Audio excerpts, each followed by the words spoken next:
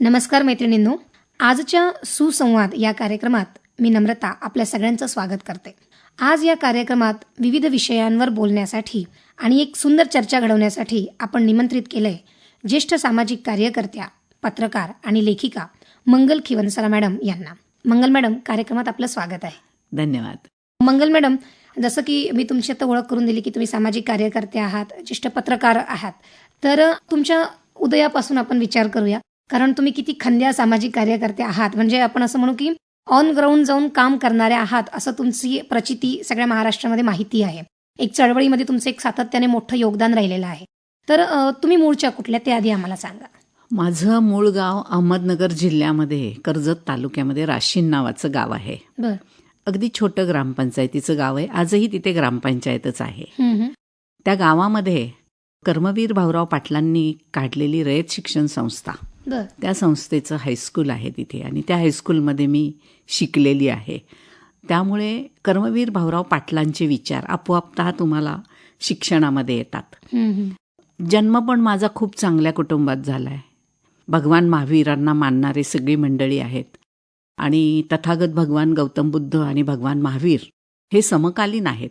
बरोबर. आणि दोघांचाही विचार एक आहे, अहिंसेचा विचार आहे. अशा एका छान कुटुंबात मी वाढलेली आहे. बरं. व्यापारी कुटुंब. आम्ही 7 बहिणी 3 भाऊ. म्हणजे व्यापारी, सधन आणि उच्चभ्रू. हा, उच्चभ्रू म्हणजे खाय प्यायची काळजी नाही अशा अर्थाने. बरं. तर अशा सगळ्या वातावरणात माझी जडणघडण झालेली आहे.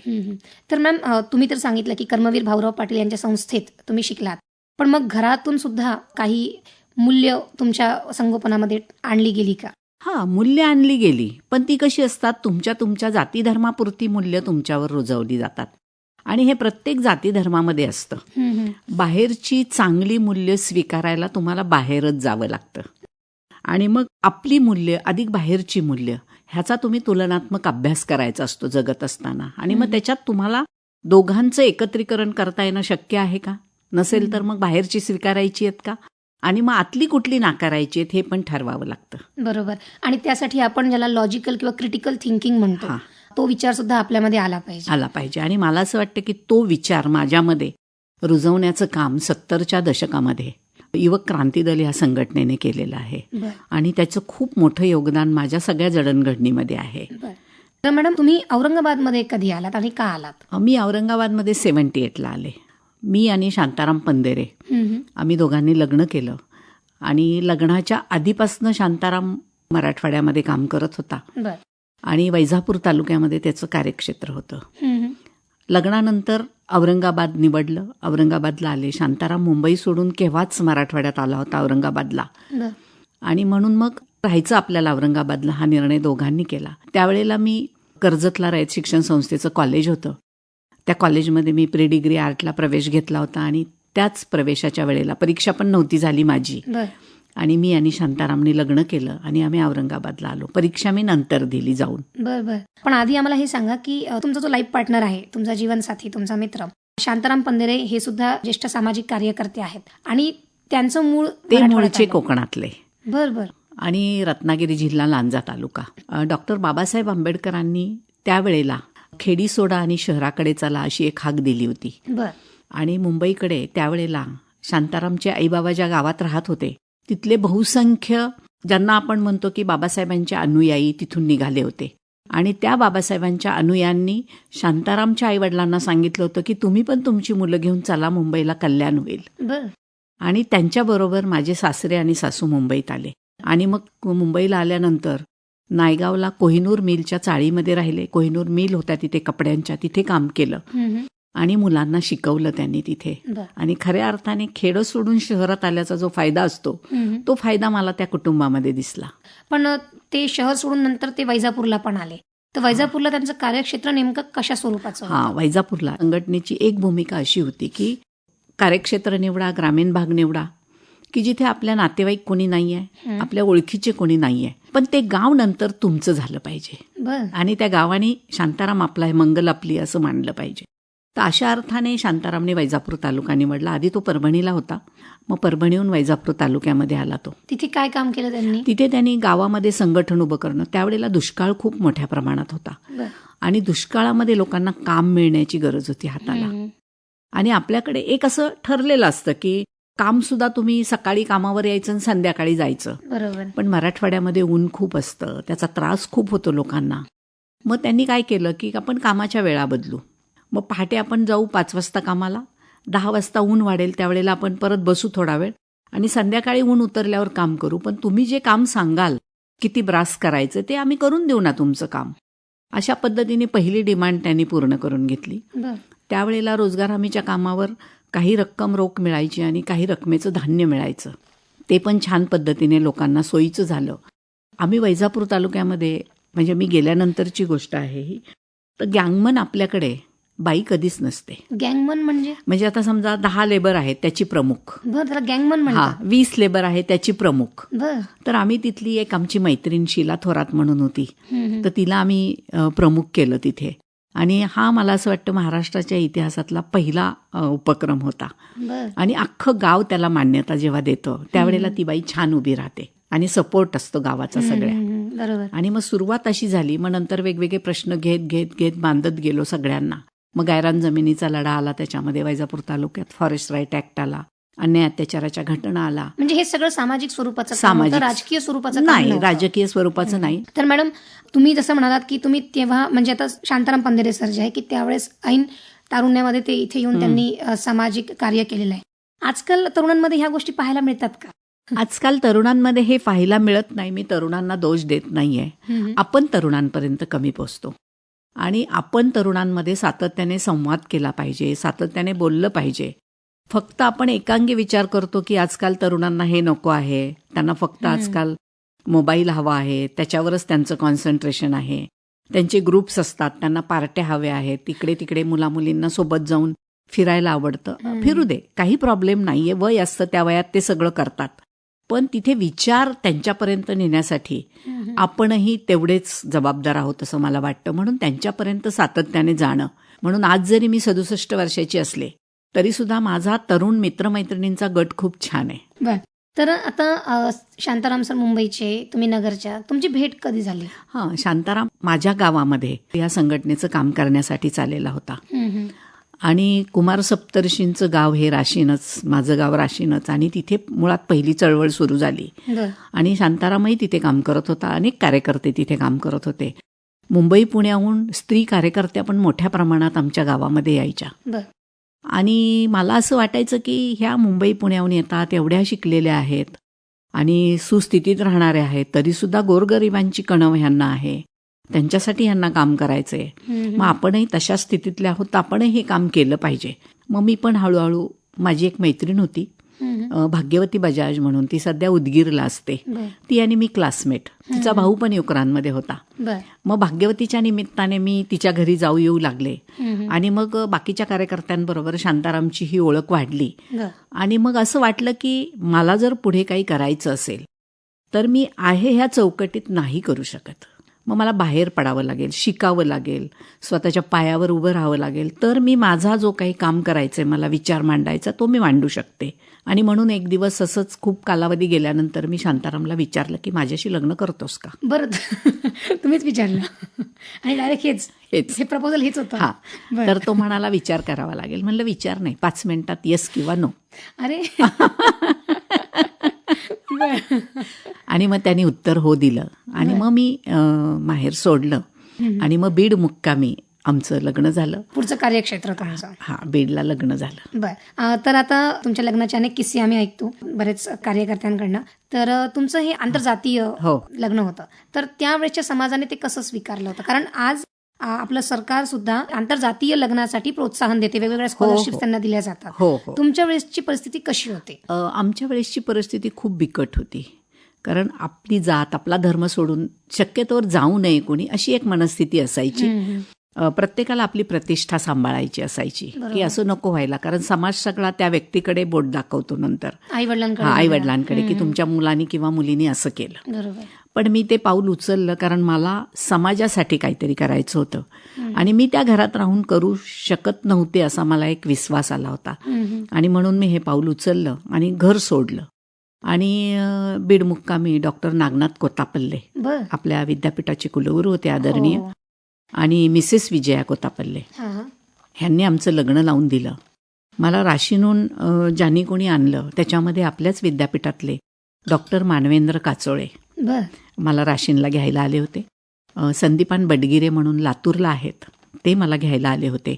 आणि आमचा एक मित्र नगर जिल्ह्यातला सतीश कुलकर्णी म्हणून, कारखान्याचीच गाडी होती त्यावेळेला, बर त्या गाडीतनं मी बीडला आले होते. वा. पण ही जी त्यावेळेला मदत करण्याची जी प्रवृत्ती होती, जाती धर्माच्या पुढे जाऊन जीवाला जीव देणं, बरोबर. तर आज ही प्रवृत्ती कुठेतरी कमी होताना दिसते. माणूस माणसाशी माणसासारखाच वागला पाहिजे. आणि त्या अर्थाने मला तो कालखंड खूप महत्त्वाचा वाटतो. जरी जाती धर्माच्या भिंती होत्या तरी सुद्धा त्यावेळेस ऍटलिस्ट लोक जातीच्या पुढे जाऊन माणूस म्हणून एकमेकांना समजून Yes, घेण्याची yes. इच्छा तरी त्यांच्याजवळ येस होती, येस येस. नाही का? आणि त्यानंतर तुम्ही औरंगाबादला स्थायिक कधी झालात? औरंगाबादला मी साधारणतः 78-79ला मी वैजापूरमध्येच होते. बर आणि 79ला मी नागसेनवन म्हणजे डॉक्टर बाबासाहेब आंबेडकरांनी ज्या परिसरामध्ये मिलिंद महाविद्यालयाची स्थापना केली तिथे मी फर्स्ट इयरला ॲडमिशन घेतलं. बर आणि तिथे मला ॲडमिशन देणारे बाबासाहेबांच्या बरोबर राहणारे आदरणीय प्राचार्य मबी चिटणीस सर होते. आणि त्यांच्या साक्षीने माझं ॲडमिशन झालं. आणि कॉलेजमध्ये असताना प्राध्यापक अविनाश डोळस, लबा रायमाने सर, झिलटे सर आणि आलटे सर जरी आंबेडकर कॉमर्सला होते तरीसुद्धा आलटे सर आणि लोखंडे सर आणि अनेक सरांची नावं घेता येतील आपल्याला. ही सगळी मंडळी आणि संपूर्ण नागसेन वन माझ्या पाठीशी होतं की अशा पद्धतीने लग्न करून आल्यानंतर आपण हिला माणूस म्हणून उभं करण्यासाठी मदत केली पाहिजे. आणि माणूस म्हणून आपण सगळ्यांनीच एकमेकांना मदत करायला हवी. येस. मॅडम, त्यानंतर आपण तुमच्या पत्रकारितेच्या क्षेत्राकडे वळूया, पण त्याआधी आम्हाला सांगा की तुम्ही छंद म्हणून काही जोपासता का? हां, छंद आहे मला. मी पुस्तकं वाचते, मी गाणी ऐकते. रात्री झोपताना मी न चुकता जुनी गाणी ऐकते. जुनी गाणी, त्यामध्ये तुमच्या आवडीचं काही? आवडीचं असं काही नाही आहे, पण मला जुनी गाणी फार आवडतात. आणि मला असं वाटतं की त्या जुन्या गाण्यामधलं जे काही शब्द आहेत ते माझ्या आणि शांतारामच्या आयुष्याशी कुठेतरी नातं सांगणारे आहेत. बरं. त्यातलंच एखादं गाणं तुम्ही सांगा, आपण ऐकूया या कार्यक्रमामध्ये. मला अभिमानमधलं गाणं आवडतं की अभी तो है खुशी.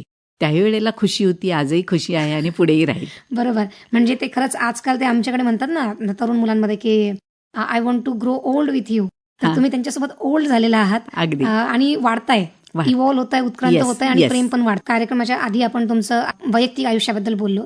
आता आपण तुमच्या पत्रकारितेच्या क्षेत्रामध्ये आपण बोलणार आहोत की दैनिक मराठवाडा हे जे अनंत भालेराव एक जे वेटरन राहिलेले आहे स्वातंत्र्य सेनानी, वर्तमानपत्र म्हणण्यापेक्षा ती एक चळवळ होती. आणि त्या चळवळीचा तुम्ही भाग राहिलेला आहात. तर तिथे तुमची एंट्री कशी झाली?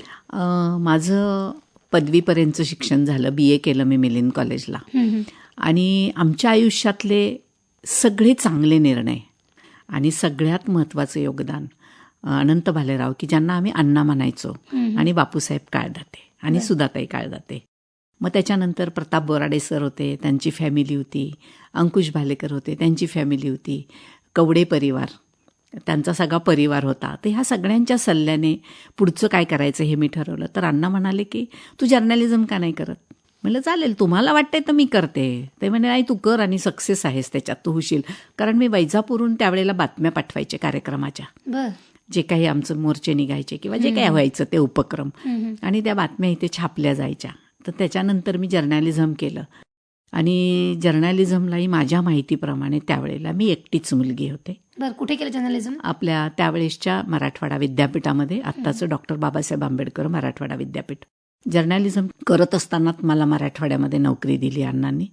आणि मग बातम्या लिहिणं, त्याच्यासाठी कशी लिहायची असते, काय लिहायची असते, तर सिनियर्स जे होते सगळे, म्हणजे छान सगळी मंडळी होती तिथे, की मी एकटी आहे असा फील मला कधीच आला नाही. तुम्ही त्या मराठवाडा दैनिकामध्ये काम करणारी एकमेव स्त्री होता? एकमेव.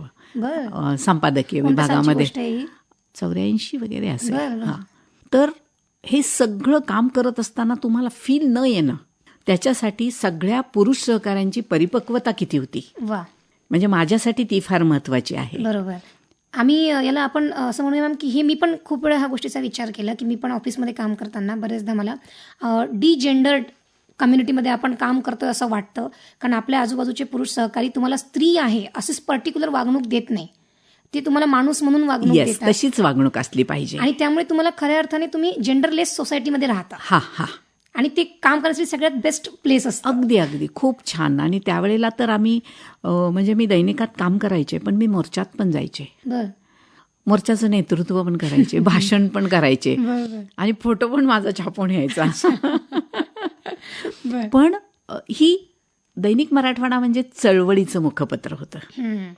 म्हणून मग मी चळवळीतही जाऊ शकत होते. बरोबर. आत्ताची स्थिती फार बदललेली आहे, पण त्यावेळेसची सगळी पत्रकारिता आणि आत्ताची पत्रकारिता म्हणजे त्यावेळेसची खूप छान होती. खरं तर मी आत्ताच्या मैत्रिणींना पण असं नेहमी म्हणते की अगं त्यावेळेला मी एकटी होते, खूप काही केलं, आता तुम्ही खूप जणी आहेत, खूप काही करू शकता. म्हणजे माझी खूप अपेक्षा आहे सगळ्यांकडनं. बरोबर. आणि मॅडम त्यावेळेस वृत्तपत्रामध्ये तुम्ही बिनचेहऱ्याच्या माणसांसाठी पण एक सिरीज Yes, लिहिली होती. yes. त्याबद्दल जरा सांगा ना. गाठी भेटी नावाचं सदर होतं ते. बरं. आणि त्याच्यामध्ये बिनचेहऱ्याची माणसं म्हणजे ज्यांना कुणी अजून बघितलं नाही, वाचलं नाही, अशांच्याबद्दल मी लिहिलं होतं. बरं. आपल्याकडे औरंगाबादमध्ये चेलीपुरा म्हणून एक परिसर की जिथे बैठ्या लावण्या करणाऱ्या वगैरे अशा सगळ्या महिला असायच्या.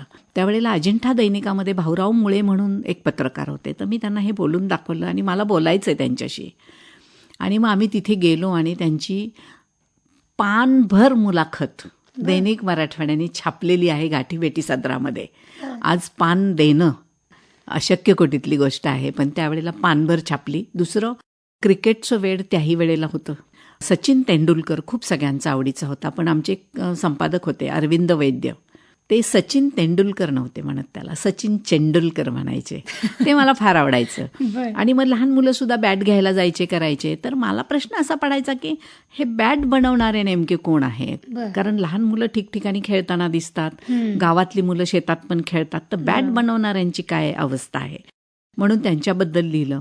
आपल्याकडे जातापाटं वरवंटा बनवणारे असतात त्यांच्यावर लिहिलं. मूर्ती बनवणारे असतात बरोबर. त्यांच्यावर लिहिलं. आणि एक अंध महिला होती, ती स्वयंपाक करायची. त्यावेळेला गॅस नव्हते, पण स्वयंपाक स्टोव्हवर असायचा. पण तिच्या हाताला चटका कधी बसत नव्हता, भाकरी किंवा पोळी कधी जळत नव्हती, दूध कधी उतू जात नव्हतं. बरं. हे सगळं गणित ती कसं करते हे मला समजून घ्यायचं होतं, म्हणून तिच्याबद्दल लिहिलं. मी ज्येष्ठ स्वातंत्र्यसेनानी त्यावेळेला ज्या ज्या संपर्कात होत्या त्यांच्याबद्दल लिहिलं. आणि एक कॅरेक्टर मात्र मी आपल्याला सांगितलंच पाहिजेत की आपल्याकडे DIG त्यावेळेला गोखले सर होते. बरं. त्यांच्या मिसेस इंदुताई गोखले. खरं तर DIGची मिसेस, आणि ती मोर्चात असायची आमच्याबरोबर. बरं. दुसरं, मंत्रालयामध्ये उच्च पदावर असणारे आणि कधी काळी कलेक्टर म्हणून राहिलेले डॉक्टर रवींद्र सुर्वे, त्यांच्या मिसेस सुशील सुर्वे आमच्याबरोबर असायच्या मोर्चामध्ये ह्याच्यामध्ये. तर ही एक जमेची बाजू. म्हणून मी इंदुताई गोखलेंची पण मुलाखत घेतली होती. त्यावेळेला त्या समता दर्शन म्हणून आपल्याकडे मुलींचं पहिलं वसतिगृह होतं, तिथे त्याच्यात काम करत होत्या. मग पहिलं वसतिगृहात काम करत असताना काय वाटतं, पाठकबाई एक होत्या आणि गोखलेताई, सुनेत्राऊ, अशी कितीतरी नावं आहेत की ह्या सगळ्या असायच्या. बरं. तर त्यांच्या सगळ्यांबद्दल मी लिहिलं होतं. एक कॅरेक्टर मला ते फार आवडतं की बेगमपुऱ्यामध्ये सुधाताई सोनी, आणि सोनी आजोबा म्हणायचो आम्ही त्यांना, अख्ख्या औरंगाबाद शहरभर ते पायी फिरायचे. मग कशासाठी? न्यायासाठी. कोणाची अडचण असेल, कलेक्टर ऑफिसला त्यांच्यासाठी पायी जाणार अरे बापरे. की ह्यांचा हा प्रॉब्लेम आहे. एखाद्या बाईवर अन्याय अत्याचार झाला, मोर्चा असेल, त्या मोर्चामध्ये सुद्धा दोघं येणार. तर त्या दोघांबद्दल मी लिहिलं होतं. बरं. आणि त्यांची मुलगी हेमा वांगीकर कलेक्टर ऑफिसमध्ये मोठ्या पदापर्यंत पोचली, आयुक्ता पदापर्यंत पोचली. तर तिचंही आईवडिलांच्या प्रतीचं जे प्रेम होतं, आणि तिचा नवरा आमचा मित्र प्रकाश वांगीकर, तो पोलीस खात्यामध्ये उच्च पदावर होता. बरं. पण सामाजिक बांधिलकी जी असते ना, कुठेही आपण असलो तरी, बरोबर. ती सामाजिक बांधिलकी मला तिथेच असते. ह्या सगळ्या परिवारांबद्दल मी लिहिलं. बाबासाहेब औरंगाबादला खूप काळ राहिले, मिलिंदची स्थापना केली. तर वस्त्या वस्त्यांमध्ये जी गाणी लिहिली जायची, लोकगीतं बाबासाहेबांच्या वरती असतील, समाजाचं दुःख मांडणारी असेल, त्या सगळ्या गीतांच्या बद्दल मी लिहिलं. आणि मला असं वाटतं की हे लिहून मी त्यांचीच होऊन गेले, कारण खूप महत्त्वाची गोष्ट होती त्याच्यामध्ये की त्या बाईला असं वाटायचं की माझं हे सगळं बाबासाहेब ऐकतायत आणि बाबासाहेबच ह्याला न्याय देतील, आणि मग ते समाजापर्यंत पोचवणं. आणि त्या वेगवेगळ्या कार्यक्रमांमधून आम्ही त्यांना पुढे करायचो आणि न्यायचो. बरोबर. म्हणजे तुमची पत्रकारिता ही फारच विविधांगी आणि अगदी. बहुरंगी होती, अगदी. आणि माणूस जोडणारी होती असं अगदी. आपण म्हणू शकतो. अगदी अगदी. बरोबर. म्हणजे एक फक्त उदाहरण सांगते मी. हां, हां. औरंगाबादमध्ये सौंदर्य स्पर्धा झाल्या होत्या, बरं. आणि आपल्याकडे बाईचं सौंदर्य ठरवण्याचा अधिकार पुरुषांना दिलाय कोणी, अशी माझी त्यावेळेसची भूमिका होती. आताही असलीच पाहिजे. आत्ताही तीच आहे. बरोबर. त्यामुळे तुम्ही नका ठरवू की माझा बांधा कसा असला पाहिजे, रंग कोणता असला कंबर पाहिजे. कसली असली पाहिजे, रंग कुठला पाहिजेत वगैरे वगैरे, डोळे कुठल्या रंगाचे असावेत वगैरे. आणि म्हणून ती सौंदर्य स्पर्धा बंद पडायचा चंग आम्ही बांधला. बरं. आणि दैनिक मराठवाडा त्या सगळ्या प्रक्रियेमध्ये सपोर्टला उभा होता आणि ती स्पर्धा आम्ही बंद पाडली. त्याच्यानंतर औरंगाबादमध्ये आजपर्यंत अशा स्पर्धा नाही झालेल्या. एका अर्थाने मी औरंगाबादच्या नागरिकांना धन्यवाद देते. म्हणजे सौंदर्य स्पर्धा नाही झालेल्या आहे. नाही पण आता ब्युटी क्वीन आणि मिसेस ते वगैरे त्या होतं, होतात. मिसेस वगैरे करतात, पण त्यावेळेसची जी काही त्यांनी फॉर्मॅट काढलेला होता तो फॉर्मॅट खूप ऑब्जेक्शनेबल होता. त्यामुळे मग त्याला आपला विरोध होता भूमिकेच्या पातळीवर. बर. मॅडम, तुम्ही एक पुस्तक लिहिलंय जे फार महत्वाचं आहे. त्याचं टायटल सुद्धा ज्याचं नाव आहे वर्तमानपत्रातील स्त्री आणि माध्यम. तर ह्या पुस्तकाबद्दल थोडं आम्हाला सांगा ना. एक तर काय आहे की हा सगळा अभ्यास मी ह्याच्यासाठी केला की त्यावेळेला ज्या बातम्या यायच्या सगळ्या त्यावेळेला चांगल्या बातम्या दिल्या जायच्या, पण नंतर ज्या बातम्या येऊ लागल्या वेगवेगळ्या वर्तमानपत्रांमध्ये, एक बातमी मला खूप खटकली की सारिका म्हणून जी अभिनेत्री होती तिच्याबद्दलची होती की सारिका अखेर माँ बन गई. म्हणजे काय, अखेर म्हणजे काय, तिचा प्रॉब्लेम काय होता, काय नाही. आणि मग समजा एखादी बाई, तिचा नवरा गेलेला असतो आणि काही मुलं असतात पण ती त्यांना पोसू शकत नाही, म्हणून ती त्यांनाही मारते आणि स्वतःही संपवते. आम्ही लगेच तिला माता न तू वैरिणी, मग इतके दिवस तिने छान प्रेमाने सांभाळलं, त्यावेळेसची माता का नाही तुम्ही लिहिली. अशा अर्थाच्या बातम्या येतात आणि त्या मला खूप खटकतात. आणि एकांगी बातमी देणं, दोष दोघांचा आहे. दुसरी एक गोष्ट असे की अनवरस बाळ आपल्याला सापडतं, तर पूर्वी असं असायचं की मातेचा शोध घेणं सुरू आहे. एकटी माता त्या बाळाला नाही जन्म घालत, पालकांचा शोध घेणं सुरू आहे. आणि त्याच्यासाठी पण तत्कालीन पोलीस अधिकाऱ्यांशी आम्ही बोललो आणि त्यांनी मग पालकांचा शोध घेणं सुरू आहे असं त्याच्यामध्ये लिहायला सुरुवात केली. म्हणजे तुम्ही म्हणताय ते खरंच ह्या मायन्यूटली आम्ही कधी हेडलाईनकडे बघितलं नाही. कारण तशा तुमचा दृष्टिकोन जो असतो ना तो तुम्हाला ह्या बारीक बारीक गोष्टी बघायला भाग पडत असतो. बरोबर. आणि आजकाल तर आता ही क्लिक बेट नावाची एक संकल्पना आलेली आहे. ऑनलाईन जे चालतात ते तर भयंकर आहे सगळं बायकांच्या बाबतीमध्ये सुद्धा. म्हणून मग आपण बायकांनीच त्याला प्रत्युत्तर द्यायला शिकलं पाहिजे की हे असं नाही, हे असं आलं पाहिजे. म्हणजे आपल्याकडे बाईला देवी बनवतात, आदर्श माता बनवतात आणि आईसारखं दैवत साऱ्या जगात नाही म्हणायचं एकीकडे, आणि दुसरीकडे एका क्षणात तिला ती वैरिणी करून टाकायची. आम्ही तिचं काही विचारात न घेता आम्ही सहजपणे जे बोलतो तिच्याबद्दल, तर त्याला माझा आक्षेप आहे. आणि मी खूप अभ्यास केला. एवढाच अभ्यास नाही आहे त्याच्यामध्ये, तर महिलांच्या प्रश्नांना किती जागा दिली जाते कॉलममध्ये, बरोबर, आणि इतर प्रश्नांना किती दिली जाते असाही मी एक तौलनिक अभ्यास केलेला आहे. तुम्ही आता नवीन पत्रकार महिलांच्या संपर्कामध्ये आहेत, त्यांच्याकडून तुम्हाला असा सूर जाणवतो का की त्यांच्याकडे एक विशिष्ट प्रकारचेच बीट्स दिले जातात आणि त्याला कमी महत्व दिलं जातं? आपल्याकडे बाई म्हणलं की ती करू शकत नाही असं पहिल्यांदा गृहीत धरलं जातं. म्हणजे आमच्याकडे दैनिक मराठवाड्यात आम्ही क्राईमही करायचो, कुठे कार्यक्रम असेल त्या कार्यक्रमांनाही जायचो, आणि आमचे जे सिनियर्स होते ते आम्हाला ज्युनियरला खूप शिकवायचे. सिनियर्स बरोबर आम्ही ज्युनियर जायचो आणि मग पत्रकार परिषदेमध्ये प्रश्न कसे विचारायचे असतात, काय विचारायचं असतं, विषय कुठला आहे, मग त्याचा अभ्यास कसा करून गेलं पाहिजे, हे जे ज्ञान त्यावेळेला आम्हाला द्यायचे. आणि मग त्यावेळेला असं नसायचं माझ्या वेळेला की हे बीट फक्त तुला जमेल आणि हे जमणार नाही, असं नाही, सगळं जमलं पाहिजे. पण आता कसं झालंय, महिला मंडळ तुमच्याकडे, व्यसनमुक्ती तुमच्याकडे, आणि त्याला कमी महत्व दिलं जातं. कमी महत्व आहे की त्याच्यात रिस्क काही नाहीये. मी त्या अर्थाने कमी महत्व म्हणते. रिस्क घेणं म्हणजे आ बैल मुझे मार नाही करायचंय आपल्याला, पण त्याला शोधू दे, फॅक्ट फाइंडिंग करू दे, एखादा विषय घेऊ दे आणि त्याच्या मुळाशी जाऊ दे. मी दैनिक मराठवाड्यात असतानापासून आणि आजही एखादी घटना घडल्यानंतर ती संपूर्ण राज्यभर गाजते, जगभर गाजते, तर त्याचं फॅक्ट फाइंडिंग करता आलं पाहिजे आपल्याला. बरोबर. आणि एका टीम बरोबर तुम्ही जाऊन त्याच्यामध्ये सहभागी झालं पाहिजेत आणि ते करून तुमचे निष्कर्ष तुम्हाला सांगता आले पाहिजेत. जगामध्ये आजच्या सगळ्या गोष्टी व्हायरल होतात छोट्या छोट्या, त्यावेळेस तर फॅक्ट फाइंडिंग ही अधिक जास्त महत्व झालं, फार महत्वाचं आहे फॅक्ट फाइंडिंग. म्हणून माझ्या ह्या मैत्रिणींना मला माहीत नाही, पण मला सारखं असं वाटतं की त्यावेळेला मी एकटी होते, खूप काही केलं. आता तर खूप जणी आहेत आणि बरंच काही करू शकतात. बरोबर, ते बरोबर आहे. मी एकटी होते, खूप काही केलं. तुम्ही खूप जणी आहे, तुम्ही खूप काही करू शकता. ही गोष्ट खूपच जास्त महत्वाची तुम्ही सांगितलेली आहे. मॅडम, आता एक शेवटचं एक गोष्ट विचारते की तुम्ही स्वतःला स्त्री मुक्तीवादी म्हणतात आणि तुमचं काम सुद्धा त्यांच्या बाबतीमध्ये चालतं. अक्षरशः तुमचा दिवस तिथून उगवतो, रात्री संपते आणि रात्री फोन आला तरी तुम्ही उठून जाता. तर आज तुम्ही आजच्या स्त्रियांच्या प्रश्नांकडे एकंदरीत कसं बघता? स्त्रियांचे असंख्य प्रश्न आहेत, म्हणजे अगदी उठल्यापासून झोपेपर्यंत. भावनिक आहेत, शारीरिक आहेत, आर्थिक आहेत. म्हणजे नोकरी करणारी बाईसुद्धा आपल्याला असं वाटतं की बाईने पायावर उभं राहिलं पाहिजे, पण आज ती जे कमवते त्याच्यावर तिचा अधिकार आहे का? पैसा तिला घरात द्यावा लागतो. आज बहुसंख्य माझ्या मैत्रिणी अशाच आहेत. आणि मग पाहिजे तेव्हा पैसा परत त्यांच्याकडनं मागून घ्यायचा. तर मला असं वाटतं की माझ्या 4 भिंतीच्या आतल्या कष्टाला पण काही मोल नाही आहे. मी स्वयंपाक करते, पण एखादी गोष्ट बिघडली तर 364 दिवस केलेल्या चांगल्या स्वयंपाकावर 1 मिनिटात पाणी फिरतं. बरोबर. की हे तुला जमलेलं नाहीये. आणि जेव्हा जमतं तेव्हा तुम्हाला अप्रिसिएशन पण मिळत नाही, की काही छान कारणच जमलंय नाही. म्हणून. कारण आम्ही असंच ठरवलेलं आहे की जन्मतः ती जन्माला आली ना बाई म्हणून, मग तिने घरकाम, स्वयंपाक, मुलं, बाळं हे सगळं केलं पाहिजे. बाकीच्या भानगडीत जाता कामा नाही. किंवा बाकीच्या भानगडी केल्या तरी पण हे सगळं करून आजकाल बाई तशीच आहे. म्हणजे मी औरंगपुरा भाजी मंडईत राहते.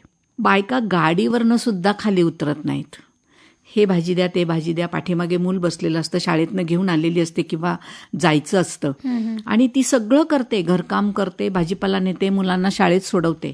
आजकाल मुलांना शाळेत सोडवणं ही पण आईचीच नैतिक जबाबदारी ठरलेली आहे. कारण आम्ही 2 व्हीलर शिकलो ना. कारण आपल्याला शिकलं पाहिजे ही एक वेळची आपली गरज होती. पण आता तुम्हाला सगळंच येते म्हणल्यावर तुम्हीच करा ना. मी येतो, मस्त स्वयंपाक करा, जेवतो मी, काही प्रॉब्लेम नाही आहे माझा. पण अहो, बायकांच्या कामाची जर यादी केली ना, सकाळी झोपेतनं उठून रात्री झोपेपर्यंत 250-300 कामं बाई करत असते. मी ती यादी बनवली आहे. मग त्या यादीमध्ये आमचा भाऊ कुठे असतो? आमचा भाऊ कुठेच नसतो. फार कमी भाऊ आहेत की जे सगळ्या कामांमध्ये बाईला मदत करतात. आणि मला असं वाटतं ते भाऊ माझ्यासाठी सावित्रीबाई, ज्योतिबा, डॉक्टर बाबासाहेब आंबेडकर आणि तत्सम जे सगळे स्त्री पुरुष समतावादी विचार मांडणारे आहेत त्यांच्या विचाराला घेऊन जाणारे आहेत. बरोबर. आज चित्र फार वाईट आहे की बाई खूप काम करते, स्वतःला सिद्ध करायला मागते, पण तिचं सिद्धत्व शेवटपर्यंत जाऊ न देण्याची सुद्धा एक सिस्टीम आहे. आणि त्या सिस्टीमला सगळ्या महिलांनी जरा चेत दिला पाहिजेत.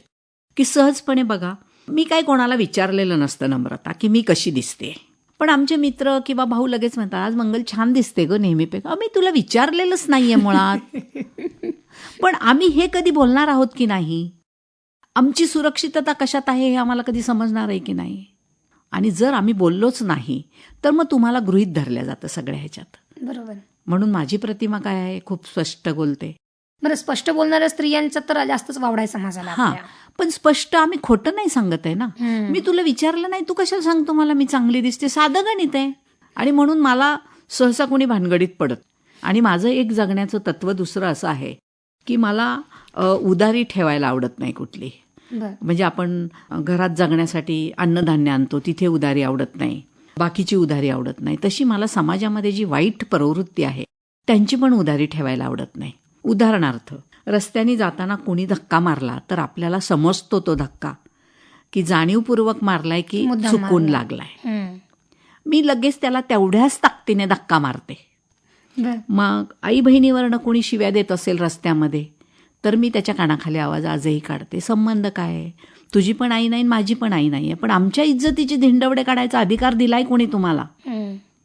तो चालणार नाही. रिक्षामध्ये बसल्यानंतर सुद्धा ज्या पद्धतीने बाईला कोपरे मारले जातात, कोणी बोलत नाही, पण हे सहन किती करायचं? आणि म्हणून मी सुद्धा जोरात कोपरा मारते, हिशोब चुकता.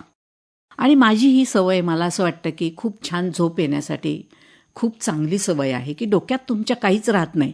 दिवसभर काय झालं चुकीचं, काय झालं बरोबर, सगळा हिशोब चुकता करून संध्याकाळी मस्त निवांत घरी जाते, जेवते, झोपायच्या आधी जुनी गाणी लावते आणि ती ऐकत ऐकत झोपून जाते. तुमच्या ह्या विचार आणि कृतीमुळे तुम्हाला ती जी असतं ना की मला डावललं जातंय किंवा माझा कोणीतरी अपमान करतोय, ही फिलिंग तुमच्या अजिबात नाही, अजिबात नाही. म्हणजे हिम्मत नाही. येस, हिम्मत नाही कोणी करत. केली तर मी तेवढ्याच ताकदीने प्रत्युत्तर देते. आणि ते प्रत्येक बाईने, आपण ज्याला आत्मसंरक्षण म्हणतो, सगळ्यांनी आत्मसन्मान, आत्मप्रतिष्ठा, बरोबर, ही बाईनी स्वतःची स्वतः जपली पाहिजे, जोपासली पाहिजे, सांभाळली पाहिजे. आणि जिची आत्मप्रतिष्ठा, आत्मसन्मान तिला मिळत नाही, तिच्यासाठी तुम्ही उभं राहिलं पाहिजे. म्हणजे आपण इतरांसाठी सुद्धा उभं राहिलं पाहिजे. यातूनच मी सगळ्यात शेवटचा एक प्रश्न तुम्हाला विचारते. म्हणजे आपण घराघरामध्ये, मनामनांमध्ये आपण एक मोठ्या मोठ्या भिंती उभ्या करून ठेवलेल्या आहे. आणि आजच्या जगात, टेक्नॉलॉजिकल जगामध्ये तर सगळंच कॉम्प्लिकेटेड झालंय. अशा वेळी माणूस म्हणून माणसाला समजून घेणं किती महत्वाचं आहे? मला असं वाटतं ते जगण्याचं खरं तत्वज्ञान आहे की माणूस म्हणून माणसाला समजून घेणं. सावित्रीबाई फुले आणि ज्योतिबांनी जी शाळा काढली ती माणूस म्हणून समजून घेण्याचीच प्रक्रिया होती. बरोबर. की ज्या समूहाला शिक्षणच मिळत नाहीये त्यांना मला शिकवायचंय आणि त्यांचं मन मला समजून घ्यायचंय. आणि आजही आपण आपल्याकडे घरात कामाला येणारी बाई, तिला पण नाही आपण समजून घेत. तिला समजून घ्या, ती कष्ट करते, तिचे मुलं कशी आहेत, घरातली परिस्थिती कशी आहे, आणि तिच्या सुखदुःखात सहभागी व्हा, म्हणजेच माणूस म्हणून तिला समजून घ्या. आणि सुखदुःखात सहभागी होणं, माझं म्हणणं काय, मतभिन्नता असू देत, मनभिन्नता ठेवू नका, द्वेष नका करू, तिरस्कार नका करू. नाही पटले विचार तर तुम्ही चर्चा करा, पण द्वेष नका करू कोणाचा. आणि द्वेष हा समाजाला पूरक नाहीये, प्रेम हे समाजाला पूरक आहे. बरोबर. आणि म्हणून प्रेम, दुसऱ्याचा मान ठेवणं, आत्मसन्मान त्याचा सांभाळणं आणि माणूस म्हणून त्याचा विचार करणं, ह्या गोष्टी खूप आवश्यक आहेत. आणि शेवटी माझ्या लेकीचं फक्त एक गोष्ट सांगते की माणूस म्हणून जगणं काय असतं. तर ती असं म्हणाली की मी जेव्हा शिकायला बाहेर गेले त्यावेळेला मला समजलं की माणूस म्हणून एकमेकाला समजून घेणं कसं असतं. कारण तुम्ही घरातल्या 4 भिंतीत खूप सुरक्षित असता, कॉलेजला जाता, घरी येता, शाळेत जाता, पण तुम्ही जेव्हा घर सोडता, गाव सोडता, तुमचा परिसर सोडता आणि दुसरीकडे जाता, त्यावेळेला तुम्हाला खरी किंमत समजते की माणूस पण काय असतं आणि माणूस म्हणून जगणं काय असतं. बरोबर. आणि शेवटी प्रेम हेच अंतिम सत्य आहे. Yes yes. तर ह्या होत्या ज्येष्ठ सामाजिक कार्यकर्त्या, पत्रकार आणि लेखिका मंगल खिवनसरा मॅडम. मॅडम, तुम्ही आमच्या कार्यक्रमात आलात आणि खूप दिलखुलास मोकळ्या मनाने चर्चा केली आणि खूप चांगल्या गोष्टी आम्हाला तुमच्याकडनं शिकायला मिळाल्या. त्याबद्दल आकाशवाणीच्या वतीनं आम्ही आपले आभारी आहोत. खूप धन्यवाद. खूप धन्यवाद. Thank you madam.